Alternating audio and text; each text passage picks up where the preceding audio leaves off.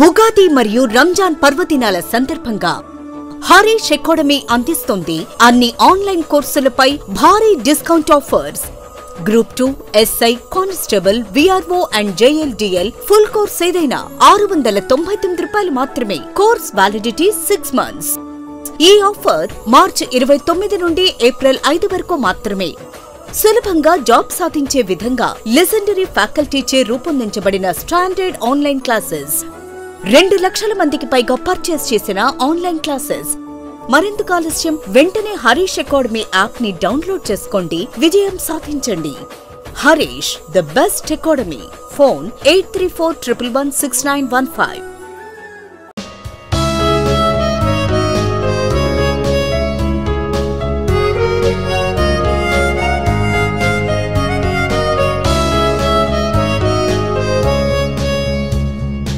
Harish, the best academy.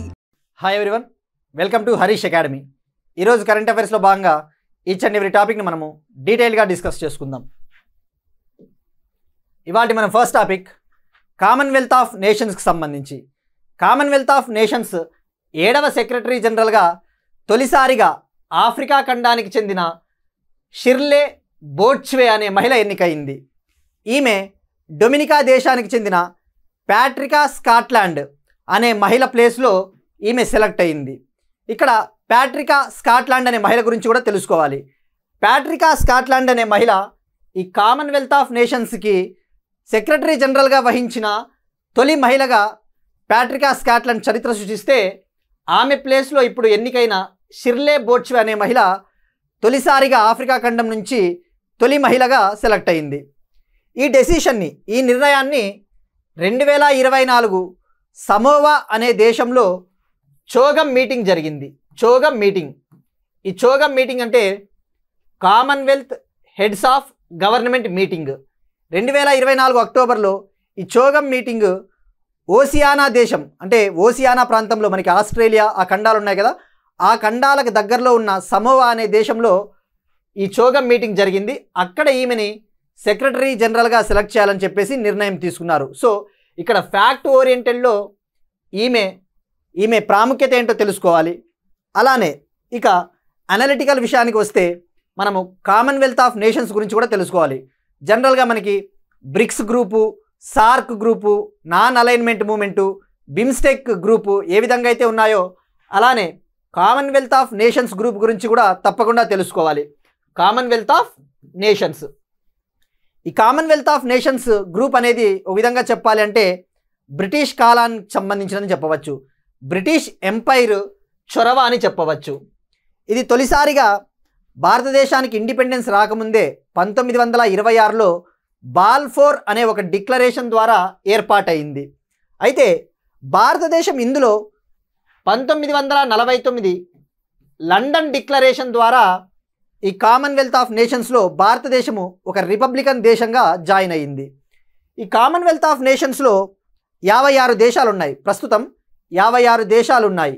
ఇవన్నీ కూడా ఈ గ్రూప్ని ఒక వాలంటరీ గ్రూప్ అని చెప్పవచ్చు. అంటే స్వచ్ఛందమైన గ్రూపు, ఎవరైనా జాయిన్ కావచ్చు. ఏ దేశమైనా ఈ కామన్వెల్త్ ఆఫ్ నేషన్స్లో జాయిన్ అవ్వవచ్చు. దీని హెడ్ క్వార్టర్సు ఇంగ్లాండ్లోని లండన్లో దీని హెడ్ క్వార్టర్స్ ఉంది. ఇక మనము ఎగ్జామ్ పాయింట్ ఆఫ్ వ్యూలో తెలుసుకునేటప్పుడు లేటెస్ట్గా ఏ కంట్రీ జాయిన్ అయిందో కూడా తెలుసుకోవాలి. 2022లో ఈ కామన్వెల్త్ ఆఫ్ నేషన్స్లో 2 కంట్రీలు లేటెస్ట్గా జాయిన్ అయ్యాయి. ఆ కంట్రీలు వచ్చేసి ఆఫ్రికా దేశానికి చెందిన గ్యాబెన్ అనే దేశము, టోగో అనే దేశము. 2022లో టోగో అనే దేశము 56వ సభ్య దేశంగా ఇందులో జాయిన్ అయ్యింది. So this is about Commonwealth of nations. ఇక నెక్స్ట్ వన్, డిఫెన్స్ రంగానికి సంబంధించి, రక్షణ రంగ ఎగుమతులకు సంబంధించి ఇండియాలో డిఫెన్స్ ఎక్స్పోర్ట్స్ 2024-25 ఆర్థిక సంవత్సరంలో రికార్డు లెవెల్కి చేరుకున్నాయి. డిఫెన్స్ మంత్రిత్వ శాఖ ప్రకారము 2024-25 ఆర్థిక సంవత్సరంలో డిఫెన్స్ ఎక్స్పోర్ట్స్, రక్షణ రంగ ఎగుమతులు 23,622 కోట్లకు చేరుకున్నాయి. ఇది గత ఫినాన్షియల్ ఇయర్స్తో పోల్చుకుంటే, గత ఆర్థిక సంవత్సరంతో పోల్చుకుంటే సుమారుగా 12% పెరిగింది. 2023-24లో 21,083 కోట్లు డిఫెన్స్ ఎక్స్పోర్ట్స్ నమోదైతే 24-25 టైంకి 23,622 కోట్లకు చేరుకున్నాయి. ఇక్కడ మనం ఎగ్జామ్ పాయింట్ ఆఫ్ వ్యూలో ఈ డిఫెన్స్ ఎగుమతులకు సంబంధించి చదివేటప్పుడు డేటా తప్పకుండా గుర్తుపెట్టుకోవాలి. అలానే భారతదేశము ఎంత టార్గెట్ పెట్టుకుందో కూడా తెలుసుకోవాలి. ఇండియా ఒక టార్గెట్ పెట్టుకుంది. డిఫెన్స్ ఎక్స్పోర్ట్స్ రక్షణ రంగ ఎగుమతులకు సంబంధించి 2029 కల్లా 50,000 కోట్ల విలువైన డిఫెన్స్ ఎగుమతులను సాధించాలి. 50,000 కోట్ల విలువైన డిఫెన్స్ ఎక్స్పోర్ట్స్ను 2029 సంవత్సరం కల్లా సాధించాలని చెప్పేసి లక్ష్యంగా పెట్టుకుంది. సో ఆ దిశగా మనం అడుగులు వేస్తున్నామని చెప్పవచ్చు. ఇక ఎగ్జామ్ పాయింట్ ఆఫ్ వ్యూలో మనం అబ్జర్వ్ చేస్తే ఈ డిఫెన్స్ రంగంలో ఏ సెక్టార్కి ఎక్కువగా కంట్రిబ్యూషన్ ఉంది, ప్రభుత్వ రంగ సంస్థలు ఎక్కువగా కంట్రిబ్యూట్ చేస్తూ ఉన్నాయా లేదంటే ప్రైవేట్ రంగ సంస్థలు ఎక్కువగా కంట్రిబ్యూట్ చేస్తూ ఉన్నాయో తెలుసుకోవాలి. ఈ 2024-25 సంవత్సరానికి సంబంధించి డిఫెన్స్ ఎగుమతుల్లో అత్యధికంగా ప్రైవేట్ కంపెనీలు 15,233 కోట్ల విలువైన డిఫెన్స్ ఎగుమతుల్ని సాధించాయి. పబ్లిక్ సెక్టార్ ప్రభుత్వ రంగ సంస్థలు 8,369 కోట్ల విలువైన రక్షణ రంగ ఎగుమతుల్ని సాధించాయని చెప్పుకోవచ్చు. సో ఇక్కడ మనము దీన్ని బట్టి చూస్తే ట్రెండ్ భారతదేశంలో డిఫెన్స్ ఎగుమతుల్లో ప్రైవేటు సెక్టార్ది ఎక్కువ శాతం ఉంది, ప్రైవేటు సెక్టార్దే ఎక్కువ వాటా ఉందని అర్థమవుతా ఉంది. ఇలాంటివి మనకు తప్పకుండా స్టేట్మెంట్స్లో అడగడానికి ఆస్కారం ఉంటుంది. యూపీఎస్సీ లాంటి ఎగ్జామ్స్లో కావచ్చు, లేదంటే సెంట్రల్ ఎగ్జామ్స్కి ఎవరైతే సిడిఎస్ అటువంటి ఎగ్జామ్స్కి ప్రిపేర్ అవుతూ ఉంటారో తప్పకుండా స్టేట్మెంట్స్లో అడుగుతాడు భారతదేశంలో డిఫెన్స్ ఎగుమతుల్లో ఏ సెక్టార్కి ఎక్కువ వాటా ఉందని చెప్పేసి. ఇక మనం ఇటీవల చూస్తూ ఉంటే డిఫెన్స్ రంగానికి సంబంధించి చాలా డీల్స్ చూస్తూ ఉన్నాం. ఇటీవలే రాజ్నాథ్ సింగ్ గారి నేతృత్వంలోని డిఫెన్స్ అక్విజిషన్ కౌన్సిల్ సుమారుగా 54,000 కోట్ల విలువైన డిఫెన్స్ రంగ ఉత్పత్తుల కొనుగోలుకై నిర్ణయం తీసుకొనింది. అందులో ఆ 54,000 కోట్ల విలువైన డిఫెన్స్ ఉత్పత్తులకు సంబంధించి ఆ డీల్స్ వచ్చేసి ఆర్మీ కోసము T-90 ట్యాంక్కి అవసరమైన ఇంజన్లు, అలానే నేవీ కోసము వరుణాస్త్ర టార్పిడోలను, అలానే ఎయిర్ ఫోర్స్ కోసము airborne early warning and control aircraft సిస్టమ్ని కొనుగోలు చేయడానికి సుమారుగా 54,000 కోట్ల విలువైన ఒప్పందాలకు ఆమోదం తెలిపింది డిఫెన్స్ అక్విజిషన్ కౌన్సిల్. మనం ఇక్కడ ఎగ్జామ్ పాయింట్ ఆఫ్ వ్యూలో డిఫెన్స్ అక్విజిషన్ కౌన్సిల్ అంటే కూడా తెలుసుకోవాలి. గుర్తుపెట్టుకోవాల్సిన పాయింట్, డిఫెన్స్ అక్విజిషన్ కౌన్సిల్ అనేది డిఫెన్స్ మినిస్ట్రీ నేతృత్వంలో ఉంటుంది. ఇది అవసరమైన కొనుగోళ్లకు ఆమోదం తెలుపుతుంది. అలానే కేబినెట్ కమిటీ ఆన్ సెక్యూరిటీ కూడా ఉంటుంది. ఆ కేబినెట్ కమిటీ ఆన్ సెక్యూరిటీకి ఎవరు నేతృత్వం వహిస్తారు? ప్రధానమంత్రి నేతృత్వం వహిస్తారని గుర్తుపెట్టుకుంటే సరిపోతుంది. ఇక నెక్స్ట్ వన్ ఎన్విరాన్మెంట్కి సంబంధించి ఉత్తరాఖండ్లోని నైనీ లేక్ వార్తల్లో ఉంది. ఉత్తరాఖండ్లోని నైనీ లేక్, ఈ నైనీ లేక్ వార్తల్లో ఎందుకు ఉంది అంటే ఇటీవల రిపోర్ట్స్ ప్రకారము ఈ నైనీ సరస్సులో వాటర్ లెవెల్స్ చాలా పడిపోయాయట. సుమారుగా 4.7 అడుగుల లోతుకు వాటర్ పడిపోయాయి. చాలా తీవ్రంగా నీళ్లు తగ్గిపోయాయి. ఇక్కడ మనం తెలుసుకోవాల్సింది ఎగ్జామ్ పాయింట్ ఆఫ్ వ్యూలో ఈ నైనీ లేక్ అనేది ఒక మంచినీటి సరస్సు ఉత్తరాఖండ్లో ఉంది. ఇక ఉత్తరాఖండ్ విషయానికి వస్తే ఈ మధ్యన ఉత్తరాఖండ్ వార్తల్లో ఎక్కువగా ఉంది, అందుకే ఈ టాపిక్ని మనం తీసుకోవడం జరిగింది. ఉత్తరాఖండ్ చీఫ్ మినిస్టర్ బీజేపీకి చెందిన పుష్కర్ సింగ్ ధామీ గారు ఇటీవల అబ్జర్వ్ చేస్తే ఉత్తరాఖండ్లోని చమోలి జిల్లాలో అవలాంచిస్ ల్యాండ్ స్లైడ్స్ సంభవించినాయి. అలానే ఉత్తరాఖండ్ ప్రభుత్వము ఒక నిర్ణయం తీసుకునింది. ఉత్తరాఖండ్లో రిలీజియస్ టూరిజాన్ని అభివృద్ధి చేయడానికి గంగా నది, శారదా నది పొడవునా కారిడార్లను నిర్మించాలి. గంగా కారిడారు, శారదా కారిడార్లను నిర్మించాలని చెప్పేసి ఉత్తరాఖండ్ ప్రభుత్వము నిర్ణయం తీసుకుంది. ఇక్కడ శారదా రివర్ మనకి జాగ్రఫీ పాయింట్ ఆఫ్ వ్యూలో చాలా ఇంపార్టెంట్. ఈ శారదా రివర్ అనేది గాగ్రా అనే నదికి ఉపనది. గాగ్రా అనే నదికి ఈ శారదా నది ఉపనది అవుతుంది. మరి గాగ్రా నది ఏ నదికి ఉపనది అంటే గంగా నదికి గాగ్రా నది ఉపనది అని గుర్తుపెట్టుకుంటే సరిపోతుంది. అలానే ఉత్తరాఖండ్ ఇంకొక సిగ్నిఫికెన్స్ కూడా ఉంది. భారతదేశానికి స్వాతంత్ర్యం వచ్చిన తర్వాత యూనిఫామ్ సివిల్ కోడ్ని, ఉమ్మడి పౌర స్మృతిని అమలు చేసిన తొలి రాష్ట్రంగా ఉత్తరాఖండ్ నిలిచింది. మరి ఇటీవలే గుజరాత్ ప్రభుత్వం కూడా 5 సభ్యులతో కూడిన ఒక కమిటీని వేసింది. యూనిఫామ్ సివిల్ కోడ్ని గుజరాత్లో అమలు చేయాలని చెప్పేసి దాన్ని స్టడీ చేయడానికి 5 సభ్యుల కమిటీని కూడా గుజరాత్ ప్రభుత్వం నియమించిందనే విషయం గుర్తుపెట్టుకుంటే సరిపోతుంది. అలానే ఉత్తరాఖండ్లో ఇటీవల రోప్వే డెవలప్మెంట్ ప్రాజెక్ట్ పర్వతమాల పరియోజన అనేది మనం డిస్కస్ చేసుకున్నాం గతంలో. పర్వతమాల పరియోజన నేషనల్ రోప్వే డెవలప్మెంట్ ప్రాజెక్ట్ కింద ఉత్తరాఖండ్లో 2 రోప్వే ప్రాజెక్టులకు కూడా కేంద్రం ఆమోదం తెలిపిందనే విషయం మనము గుర్తుంచుకుంటే సరిపోతుంది. So this is about Nainital lake అనమాట. ఇంకొక ప్రాముఖ్యత ఉంది నైనీ లేక్. ఉత్తరాఖండ్లోని నైనిటాల్ ప్రాంతంలో ఆ నైనిటాల్ ప్రాంతానికి అవసరమైన నీటి డిమాండ్స్లో 76% నీటి అవసరాలను ఈ నైనీ సరస్సు తీరుస్తుంది. మనకి జాగ్రఫీ పాయింట్ ఆఫ్ వ్యూలో అడగవచ్చు, నైనీ లేక్ ఎక్కడ ఉంది, ఊలర్ లేక్ ఎక్కడ ఉంది, దాల్ లేక్ ఎక్కడ ఉంది అని చెప్పేసి. ఇక next one again state specific, ఇది డైరెక్ట్గా ఫ్యాక్ట్ అడగవచ్చు. మధ్యప్రదేశ్ ఏప్రిల్ 1 నుంచి 19 రిలీజియస్ సైట్స్లో లిక్కర్ని బ్యాన్ చేసింది. 19 మత ప్రదేశాలలో, ముఖ్యంగా మధ్యప్రదేశ్లోని ఉజ్జయిని, ఓంకార్ పట్టణాల్లో, ఆ పట్టణ పరిసర ప్రాంతాల్లో ఈ మద్యాన్ని బ్యాన్ చేయాలి, మద్యాన్ని నిషేధించాలని చెప్పేసి నిర్ణయం తీసుకుంది. ఇక్కడ మనము డైరెక్ట్గా ఎలా అడుగుతాడంటే ఇటీవల 19 మత ప్రదేశాలలో లిక్కర్ను బ్యాన్ చేయాలని చెప్పేసి ఏ రాష్ట్రం నిర్ణయం తీసుకుంది అంటే మధ్యప్రదేశ్. ఇక మధ్యప్రదేశ్ మనం తెలుసుకున్నాం, టైగర్ స్టేట్ ఆఫ్ ఇండియా అని పిలుస్తారు. ఇటీవల మనము లెపర్డ్ సర్వే కూడా చూసాము. ఆ లెపర్డ్ సర్వేకి సంబంధించి కూడా అత్యధికంగా లెపర్డులు మధ్యప్రదేశ్లోనే ఉన్నాయని చెప్పేసి కూడా మనం తెలుసుకున్నాం. అలానే ఈ ఉజ్జయిని ఓంకారేశ్వర్ గురించి కూడా తెలుసుకోవాలి. ఉజ్జయినిలో గతంలో ప్రధానమంత్రి నరేంద్ర మోడీ గారు 2022 సంవత్సరంలో మహాకాళేశ్వర్ టెంపుల్ పరిధిలో మహాకాల్ కారిడార్ అనే దానికి కూడా శంకుస్థాపన చేశారు. ఇక ఉజ్జయిని ఓంకారేశ్వర్ అనేవి 2 ప్రాముఖ్యత కలిగిన ప్రదేశాలు. ఇవి మధ్యప్రదేశ్లో ఉన్న 2 జ్యోతిర్లింగాలు, లార్డ్ శివాకు సంబంధించిన 2 జ్యోతిర్లింగాలు. ఓవరాల్గా భారతదేశంలో 12 జ్యోతిర్లింగాలు ఉంటే 2 జ్యోతిర్లింగాలు ఈ మధ్యప్రదేశ్లో ఉన్నాయన్న విషయం గుర్తుంచుకుంటే సరిపోతుంది. నెక్స్ట్ వన్, ఆంధ్రప్రదేశ్ రాష్ట్రానికి సంబంధించి దీపం పథకం వార్తల్లో ఉంది.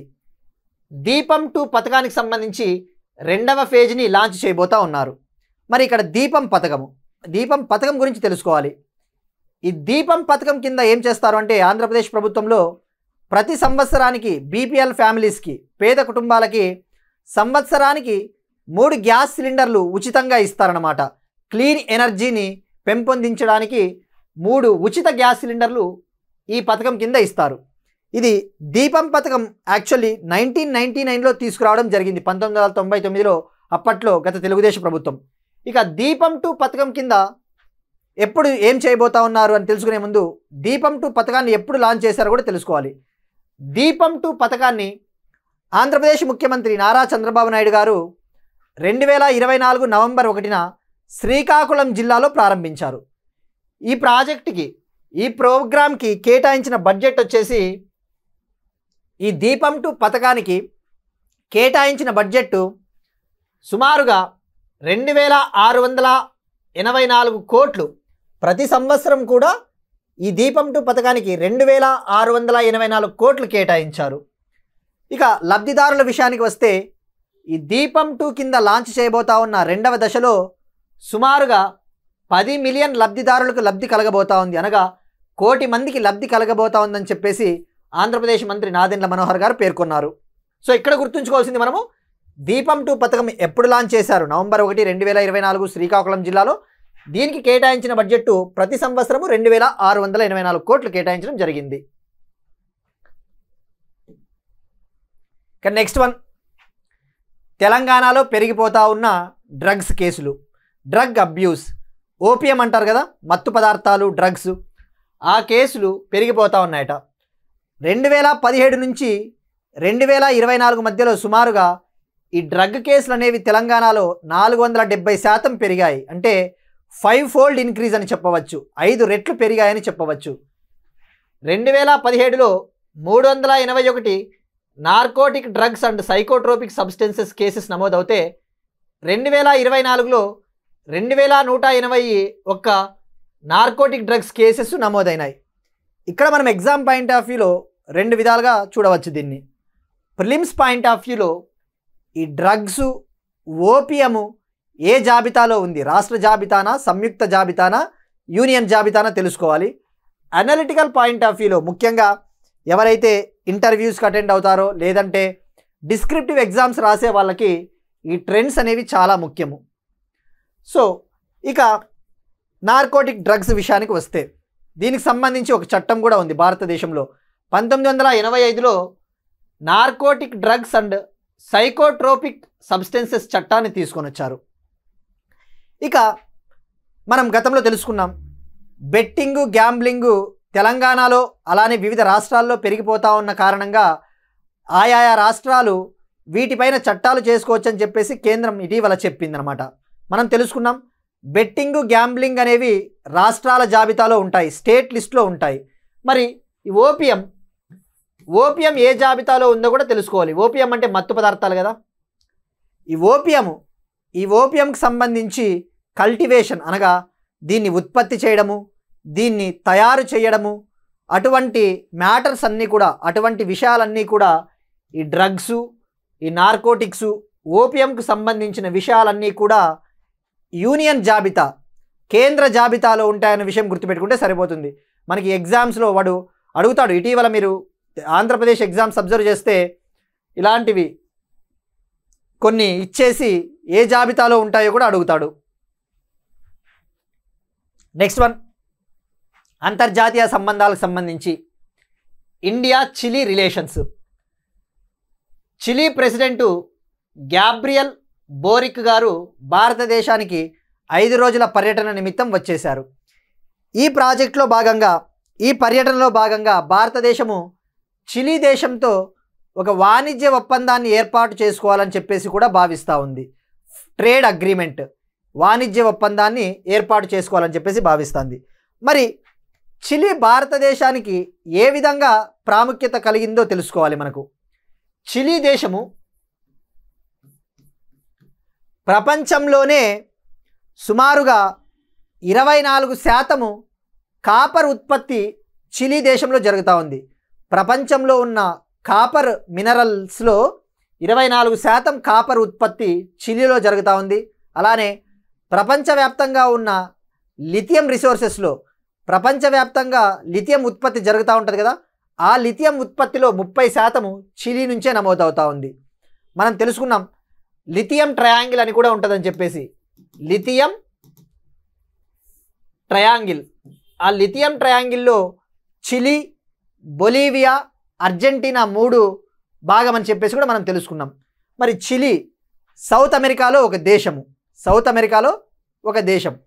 ఇక ఇండియా చిలీకి సంబంధించి ఏ విషయాల్లో సహకారం పెంపొందించుకుంటున్నాము అంటే, ఒకటి మైనింగ్ సెక్టారు, మైనింగ్ రంగము. రెండవది అగ్రికల్చర్ రంగము, వ్యవసాయ రంగము.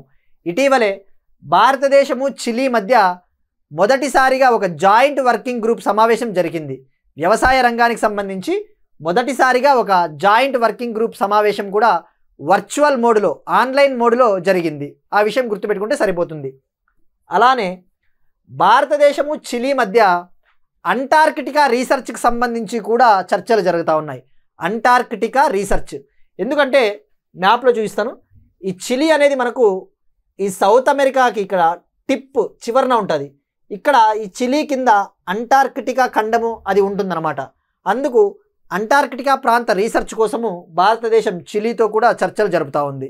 సో ఇవి భారత్ చిలీ మధ్య జరుగుతూ ఉన్న చర్చలు, ఒప్పందాల విషయాలు. ఇక నెక్స్ట్ వన్, ఒక క్వశ్చన్ చూద్దాం. మనము మొన్న ఇటీవల మయన్మార్కు సహకారం చేయడానికి ఆపరేషన్ బ్రహ్మ పేరిట ఒక ఆపరేషన్ని లాంచ్ చేశాం కదా. అప్పుడు మనము వివిధ రకాల ఆపరేషన్లను కూడా మనం తెలుసుకున్నాం. సో దానికి సంబంధించి రష్యా ఉక్రెయిన్ యుద్ధ సమయంలో భారత పౌరులను భారతదేశానికి తిరిగి తీసుకురావడానికి భారతదేశం ప్రారంభించిన ఆపరేషన్ పేరు ఏమిటి? A operation Ajay, operation Rahat, operation Maitri, operation Ganga. మనకి రష్యా ఉక్రెయిన్ యుద్ధం అనేది తీవ్రంగా ముదురుతున్న నేపథ్యంలో ఈ ఆపరేషన్ పేరు అనేది చాలా కీలకం. సో దీనికి కామెంట్ సెక్షన్లో కామెంట్ చేయండి. ఇక నిన్నటి క్వశ్చన్ విషయానికి వస్తే మనం నిన్న ఏమని అడిగాం? భారతదేశంలో గ్రామీణ మహిళలకు ఆర్థికంగా సహకారం చేయడానికి, వాళ్ళను ఆర్థికంగా బలోపేతం చేసుకోవడానికి రూరల్ డెవలప్మెంట్ మినిస్ట్రీ ఏ సంస్థతో ఒప్పందం చేసుకుందని చెప్పేసి దానికి మనం క్వశ్చన్ అడిగాం. దానికి ఆన్సర్ వచ్చేసి యూనిసెఫ్కు చెందిన యువ అనే ఒక ప్లాట్ఫామ్తో ఒప్పందం చేసుకుంది. నెక్స్ట్ వన్, అవార్డ్స్కి సంబంధించి దలైలామా గారికి ఒక అవార్డు దక్కింది. ఈయన శాంతి కోసము, పీస్ కోసము, అలానే సుస్థిర అభివృద్ధి, సస్టైనబుల్ డెవలప్మెంట్ కోసము ఇతను చేసిన కృషికి గాను గోల్డ్ మెర్క్యూరీ అవార్డు లభించింది. ఈ గోల్డ్ మెర్క్యూరీ అవార్డుని గోల్డ్ మెర్క్యూరీ ఇంటర్నేషనల్ అనే సంస్థ ప్రదానం చేస్తుంది. గోల్డ్ మెర్క్యూరీ అవార్డుని గోల్డ్ మెర్క్యూరీ ఇంటర్నేషనల్ అనే సంస్థ ప్రదానం చేస్తుంది. గోల్డ్ మెర్క్యూరీ ఇంటర్నేషనల్ అనేది ఒక ఎన్జిఓ అని చెప్పవచ్చు. తొలుత దీని హెడ్ క్వార్టర్స్ ఇటలీలో ఉండేవి, తర్వాత దీని హెడ్ క్వార్టర్స్ లండన్కు షిఫ్ట్ అయ్యాయి. సో ఇక్కడ గుర్తుపెట్టుకోవాల్సింది దలైలామా గారికి దక్కిన పురస్కారం పేరు gold mercury award for peace and human rights. Next one, Elon మస్క్కు చెందిన న్యూరాలింక్ కంపెనీ ఒక ఘనత సాధించబోతా ఉంది. ఆ ఘనత ఏంటి అంటే బ్లైండ్ సైట్ అనే ఒక ఇంప్లాంట్ని 2025 సంవత్సరం కల్లా మనుషులలో అమర్చాలి అని చెప్పేసి టార్గెట్గా పెట్టుకుంది. బ్లైండ్ సైట్ పేరులోనే ఉంది, బ్లైండ్ సైట్. బ్లైండ్ సైట్ అనే పరికరాన్ని మనుషులలో అమర్చాలి 2025 కల్లా. మరి బ్లైండ్ సైట్ అంటే ఏంటి? పేరులో ఉంది బ్లైండ్ అంటే దీని ఉద్దేశం వచ్చేసి ఎవరికైతే చూపు కోల్పోయి ఉంటారో, ఎవరికైతే దృష్టి ఉండదో ఆ విజన్ని మళ్ళీ తిరిగి తీసుకురావడానికి, వాళ్ళకి తిరిగి కంటి చూపుని ప్రసాదించడానికి ఈ బ్లైండ్ సైట్ అనే ఒక ఇంప్లాంట్ని ఇలా చూపిస్తున్నట్టు ఒక ఇంప్లాంట్ని అమర్చబోతారన్నమాట. మరి దీనినే బ్రెయిన్ కంప్యూటర్ ఇంటర్ఫేస్ అంటారు. జనరల్గా మనం సినిమాల్లో చూస్తూ ఉంటాం.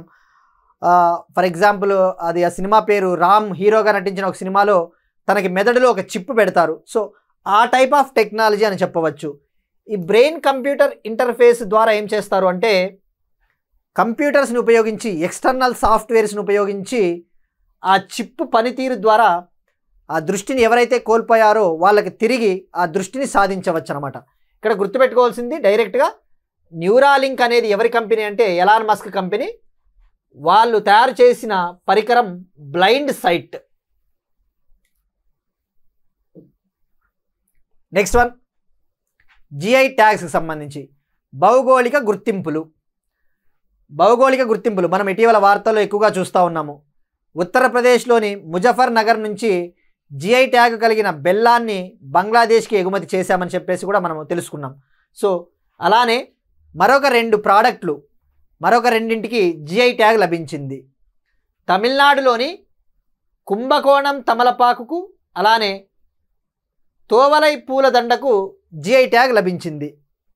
సో ఇవి తమలపాకులు, ఇవి యాక్చువల్లీ తంజావూరులో ఈ తమలపాకులు పండిస్తారు. ఇది తోవలై పూలదండ కన్యాకుమారిలో తయారు చేస్తారు. ఈ పూలదండ దీనికి జిఐ ట్యాగ్ లభించింది. ఇక జిఐ ట్యాగ్ విషయానికి వస్తే మనం తెలుసుకున్నాం భౌగోళిక గుర్తింపు అనేది జనరల్గా 3 రకాల ప్రోడక్ట్స్కి ఇస్తారు. సహజ సిద్ధంగా తయారు చేసిన ప్రోడక్ట్లకు, న్యాచురల్ ప్రోడక్ట్స్కి, అలానే వ్యవసాయ ఉత్పత్తులు అగ్రికల్చరల్ ప్రోడక్ట్స్, అలానే మ్యానుఫ్యాక్చర్డ్ ప్రోడక్ట్స్ ఏవైతే తయారు చేస్తారో అటువంటి ప్రోడక్ట్స్కి ఈ భౌగోళిక గుర్తింపు ఇవ్వడం జరుగుతుంది. మరి భారతదేశంలో భౌగోళిక గుర్తింపు పొందిన తొలి ప్రోడక్టు 2004 సంవత్సరంలో డార్జిలింగ్ టీ అని కూడా మనం తెలుసుకున్నాం. అలానే ఇక జిఐ ట్యాగ్ల విషయానికి వస్తే భారతదేశం ఒక టార్గెట్ కూడా పెట్టుకుంది. 2030 సంవత్సరం కల్లా భారతదేశము 10,000 జిఐ ట్యాగులని సాధించాలి, 10,000 జిఐ ట్యాగులు కలిగిన ప్రోడక్ట్లను సాధించాలని చెప్పేసి టార్గెట్గా పెట్టుకుంది. ఇక జిఐ ట్యాగుల విషయానికి వస్తే భారతదేశంలో అత్యధికంగా భౌగోళిక గుర్తింపులు కలిగి ఉన్న రాష్ట్రం ఉత్తరప్రదేశ్, సెకండ్ ప్లేస్లో Tamil Nadu. Next one, again international relations సంబంధించి ఇండియా అమెరికా సంబంధాలు. ఇండియా అమెరికా అణు ఒప్పందము ఒక కీలకమైన పరిణామం అని చెప్పవచ్చు. భారతదేశంలో న్యూక్లియర్ రియాక్టర్లను ఉత్పత్తి చేయడానికి అమెరికా సంస్థకు, హోల్టెక్ ఇంటర్నేషనల్ అనే సంస్థకు అమెరికా ప్రభుత్వము ఆమోదం తెలిపింది. ఇక్కడ మనం తెలుసుకోవాల్సింది భారతదేశము మరియు అమెరికా మధ్య గతంలో ఏమైనా న్యూక్లియర్ ఒప్పందాలు ఉన్నాయా? 2008 సంవత్సరంలో భారతదేశము మరియు అమెరికా మధ్య సివిల్ న్యూక్లియర్ ఒప్పందం కుదిరింది. అయితే ఆ ఒప్పందంలో భాగంగా గతంలో ఏంటంటే కేవలం భారతదేశానికి అవసరమైన అణు రియాక్టర్లను అమెరికా ఎగుమతి చేసేది, అంతేకాని ఇండియాలో వాళ్ళు ఉత్పత్తి చేసేవాళ్ళు కాదు. అయితే ఇప్పుడు ప్రస్తుతం ఒప్పందం ప్రకారం ఏం చేయబోతా ఉన్నారు అంటే హోల్టెక్ ఇంటర్నేషనల్ అనే అమెరికా సంస్థ టెక్నాలజీని ట్రాన్స్ఫర్ చేయబోతా ఉంది, భారతదేశానికి సాంకేతికతను బదిలీ చేయబోతా ఉంది. ఆ సాంకేతికతను బదిలీ చేయడం ద్వారా భారతదేశంలోనే అణు రియాక్టర్లని జాయింట్గా సంయుక్తంగా కలిసి ఉత్పత్తి చేయబోతా ఉన్నారు. మరి ఇక్కడ ఏ టైప్ ఆఫ్ రియాక్టర్స్ని వీళ్ళు తయారు చేయబోతా ఉన్నారు అంటే small modular reactors. Small modular reactors. ఈ స్మాల్ మాడ్యులర్ రియాక్టర్స్ అనేవి వీటిని అమెరికా భారతదేశం కలిసి ఉత్పత్తి చేయబోతా ఉంది.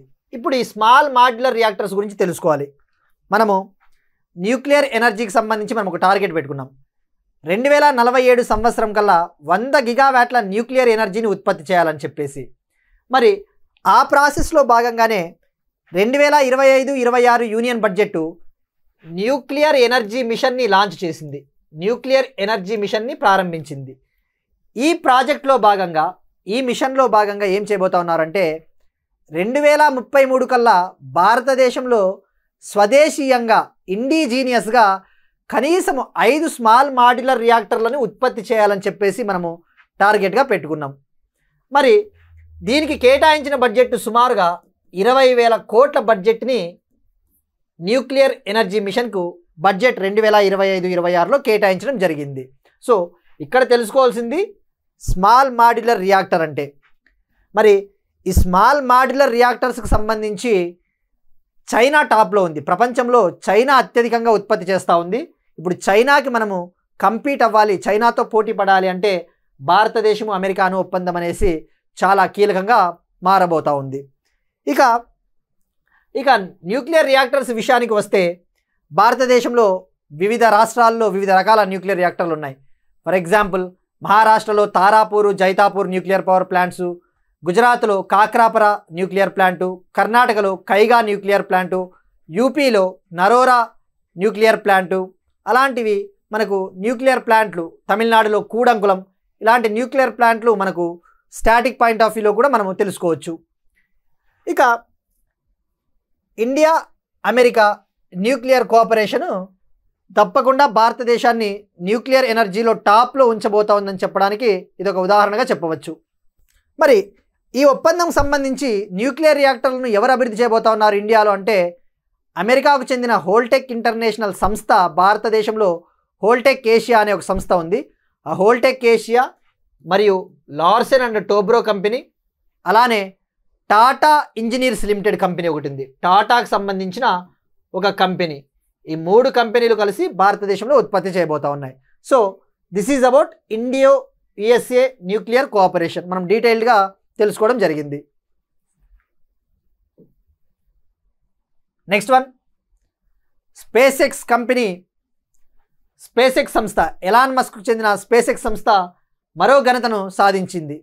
ఆ ఘనత ఏంటి అంటే ఫ్రామ్ 2 మిషన్. ఫ్రామ్ 2 అనే మిషన్ని లాంచ్ చేసింది. ఈ స్పేస్ ఎక్స్ సంస్థ ఫ్రామ్ 2 అనే మిషన్ని లాంచ్ చేసింది. ఈ ఫ్రామ్ 2 మిషన్ ప్రాముఖ్యత ఏంటి అంటే తొలిసారిగా గతంలో మనుషులు ఎప్పుడూ సాధించని విధంగా ఎర్త్కి పోల్ టు పోల్ ఒక మిషన్ని లాంచ్ చేసింది. ఇప్పుడు భూమి అనుకుంటే ఉత్తర ధ్రువము దక్షిణ ధ్రువము ఇది ఉంది కదా. ఈ ఉత్తర ధ్రువం నుంచి దక్షిణ ధ్రువానికి ఒక ఆర్బిటాల్ జర్నీ అనమాట. ఒక ఆర్బిటాల్ జర్నీ.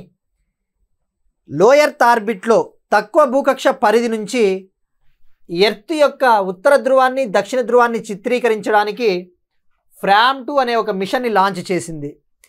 ఈ మిషన్లో భాగంగా ఏం చేయబోతా ఉన్నారంటే వీళ్ళు ఒక జర్నీ అనమాట. ఈ పోల్ నుంచి ఈ పోల్కి ఒక ఆర్బిటింగ్ జర్నీ అని చెప్పవచ్చు. మరి ఫ్రామ్ 2 అనేది యాక్చువల్లీ ఫ్రామ్ అనేది నార్వేకు చెందిన ఒక ఓడ, షిప్. 20వ శతాబ్దం ప్రారంభంలో నార్వేకు చెందిన ఫ్రామ్ షిప్ అనేది ఏం చేసేదంటే భూమికి ఉత్తర ధ్రువం నుంచి దక్షిణ ధ్రువానికి ప్రయాణం చేసేదనమాట. దాని పేరిట ఈ ఫ్రామ్ 2 అనే మిషన్ని లాంచ్ చేశారు. ఈ ఫ్రామ్ 2 మిషన్లో భాగంగా 4 ప్రైవేట్ ఆస్ట్రోనాట్లు ఈ మిషన్లో పాలు పంచుకుంటున్నారు. 4 ప్రైవేట్ ఆస్ట్రోనాట్లు. ఈ మిషను ఎవరు ఫండింగ్ చేస్తూ ఉన్నారు, ఈ మిషన్కి ఎవరు ఆర్థిక సహకారం అందిస్తూ ఉన్నారు అంటే చైనాకు చెందిన క్రిప్టో కరెన్సీ పారిశ్రామికవేత్త చున్ వాంగ్ అనే ఆయన దీనికి ఆర్థికంగా ఫండింగ్ చేస్తూ ఉన్నాడు. మరి ఫ్రామ్ 2 మిషన్లో భాగంగా లాంచ్ చేస్తూ ఉన్న స్పేస్ క్రాఫ్ట్ పేరు వచ్చేసి క్రూ డ్రాగన్. ఈ పేరు గుర్తుపెట్టుకోండి. క్రూ డ్రాగన్ అనే స్పేస్ క్రాఫ్ట్ ద్వారా ఎర్త్ యొక్క దక్షిణ ధ్రువము నుంచి ఉత్తర ధ్రువానికి ఒక ఆర్బిటాల్ జర్నీ అనేసి గుర్తుపెట్టుకుంటే సరిపోతుంది. ఇక next one, books in news, వార్తల్లో నిలిచిన పుస్తకాలు. ద గ్రేట్ కాన్సిలియేటర్ అనే పుస్తకం వార్తల్లో ఉంది. ద గ్రేట్ కాన్సిలియేటర్ అనే పుస్తకము భారత మాజీ ప్రధానమంత్రి లాల్ బహదూర్ శాస్త్రి గారి మీద రాసిన పుస్తకం అన్నమాట. The great conciliator, Lal Bahadur Shastri and the transformation of India అనే పుస్తకం. దీన్ని రాసిన వాళ్ళు ఆథరు సంజీవ్ చోప్రా. మరి ఇక లాల్ బహదూర్ శాస్త్రి గారి విషయానికి వస్తే ఈయన ఒక ఫ్రీడమ్ ఫైటరు. భారతదేశానికి జవహర్ లాల్ నెహ్రూ గారి మరణం తర్వాత ప్రధానమంత్రిగా పనిచేశారని చెప్పవచ్చు. జవహర్ లాల్ నెహ్రూ గారి తర్వాత యాక్చువల్లీ ఒక 13 రోజుల పాటు గుల్జాల్జీ నందా అనే ఆయన భారతదేశానికి 13 రోజుల పాటు ప్రధానమంత్రిగా చేశారు. జవహర్ లాల్ నెహ్రూ మరణం తర్వాత గుల్జాల్జీ నందా అనే ఆయన 13 రోజుల పాటు యాక్టింగ్ ప్రైమ్ మినిస్టర్గా బాధ్యతలు వహించాడు. ఆ తర్వాత లాల్ బహదూర్ శాస్త్రి గారు 1964 నుంచి 66 మధ్య భారతదేశానికి ప్రధానమంత్రిగా పనిచేశారు. ఈయన ఒక విధంగా చెప్పాలంటే భారతదేశానికి 2వ ప్రైమ్ మినిస్టర్గా చెప్పుకోవచ్చు, ఒకవేళ యాక్టింగ్ ప్రైమ్ మినిస్టర్ని మనము పరిగణలోకి తీసుకోకపోతే. మరి ఈయన ప్రాముఖ్యత ఇంకా ఏంటి అంటే ఈయన ఫ్రీడమ్ ఫైటరు. ఉత్తరప్రదేశ్లో జన్మించారు 1904 సంవత్సరంలో. ఈయనకు సంబంధించి ముఖ్యమైన విషయము, భారతదేశంలో రైతులకు సంబంధించి ఒక స్లోగన్ ఇచ్చాడు. జై జవాన్ జై కిసాన్ అనే స్లోగన్ని లాల్ బహదూర్ శాస్త్రి గారు పిలుపునిచ్చారనే విషయాన్ని గుర్తుపెట్టుకుంటే సరిపోతుంది. So this is about the great conciliator పుస్తకం. That's it. These are today's current affairs. మనం ఒకసారి క్విక్గా రీక్యాప్ చూద్దాం. కామన్వెల్త్ ఆఫ్ నేషన్స్ 7వ సెక్రటరీ జనరల్గా షిర్లే బోర్చ్వే. రికార్డు స్థాయిలో పెరిగిన డిఫెన్స్ ఎక్స్పోర్ట్స్. ఉత్తరాఖండ్లోని నైనీ సరస్సులో తీవ్రంగా పడిపోయిన నీటి నిల్వలు. 19 మత ప్రదేశాలలో లిక్కర్ను బ్యాన్ చేసిన మధ్యప్రదేశ్. దీపం 2 2వ దశను ప్రారంభించబోతా ఉన్న ఆంధ్రప్రదేశ్ ప్రభుత్వం. తెలంగాణలో విపరీతంగా పెరుగుతున్న డ్రగ్స్ కేసెస్. భారత్ చిలీ ఒప్పందాలు.